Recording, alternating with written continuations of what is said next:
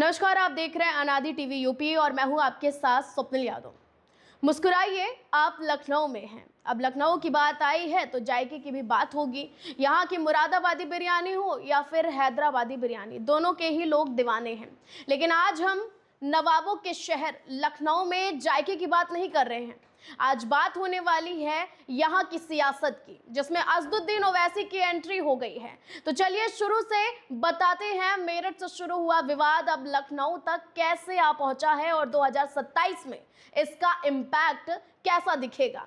UP की राजनीति हमेशा से दिलचस्प रही है, लेकिन 2027 के लिए जो बिसात बिछाई जा रही है उसमें असदुद्दीन ओवैसी और उनकी पार्टी AIMIM एक बड़ा एक्स फैक्टर बनाने की तैयारी में है। क्या 2027 में उत्तर प्रदेश की सत्ता का रास्ता हैदराबाद से होकर गुजरेगा? क्या असदुद्दीन ओवैसी सिर्फ वोट कटवा रहे हैं या इस बार वो किंग मेकर बनने की तैयारी में हैं?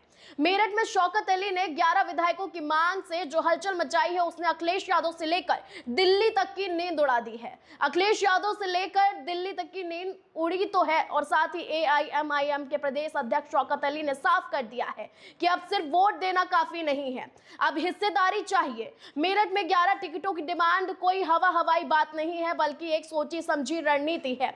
रणनीति क्या है? मुस्लिम बहुल्य सीटों पर अपनी पकड़ मजबूत करना चाह रही है AIMIM। समाजवादी पार्टी के MY फैक्टर यानी मुस्लिम और यादव समीकरण में सेंध लगाना चाहते हैं और इसके बाद ये साबित करना चाहते हैं कि मुसलमान अब सिर्फ बीजेपी का डर दिखाकर वोट बैंक नहीं बनेगा। अब सवाल ये भी है कि इससे फायदा किसको होगा? समाजवादी पार्टी के लिए ये खतरे की घंटी है। अगर मुस्लिम वोट बढ़ता है तो सीधा फायदा बीजेपी को मिलेगा, जैसा हमने पिछले चुनावों में देखा, फिर वो चाहे लोकसभा ही क्यों ना हो। लेकिन ओवैसी का तर्क सीधा है, अगर हमारा प्रतिनिधित्व नहीं होगा तो हम क्यों किसी को पीछे रखेंगे या किसी के पीछे रहेंगे। बीजेपी की स्थिति साफ है और विपक्ष बिखराव उनके लिए जीत की राह कर देता है। क्या ओवैसी अकेले चुनाव लड़ेंगे? अब ये सवाल लोगों के मन में तेजी से उठने लगा है। चर्चा गर्म है कि छोटी पार्टियों के साथ मिलकर ओवैसी एक ऐसा प्रेशर ग्रुप बनाना चाहते हैं जिसे नजरअंदाज करना किसी के बस की बात नहीं है। शौकत अली का मेरठ वाला बयान इसी सौदेबाजी की शुरुआत है।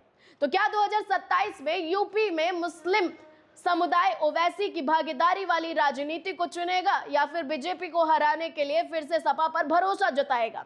आपको क्या लगता है, शौकत अली की ये मांग जायज है या इससे सिर्फ बीजेपी को फायदा होने वाला है? कमेंट में अपनी राय हमें जरूर बताइएगा और देखते रहिए अनादि टीवी यूपी।